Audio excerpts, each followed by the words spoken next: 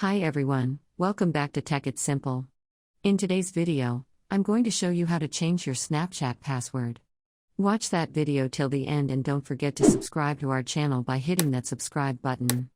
Also press the notification bell so that you'll never miss another upcoming updates from us. Now let's get started.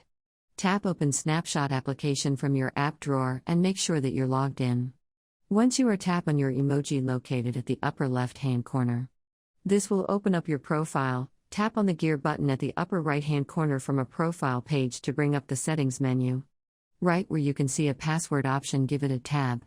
Now enter your current password into the text box in order to set a new password for your Snapchat account. Once you type in your password, tap Continue. Enter the new password that you're trying to change to for your Snapchat account. Once you set a password for yourself, confirm the password on the next field by typing it again.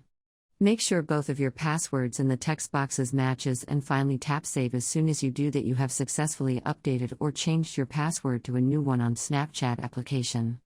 Next time you log into your account, make sure to enter the same password that you just created. I hope that tutorial was helpful to you. If it was, go ahead and give us a thumbs up. I'll be back soon with more tutorial videos like this. Thanks for watching.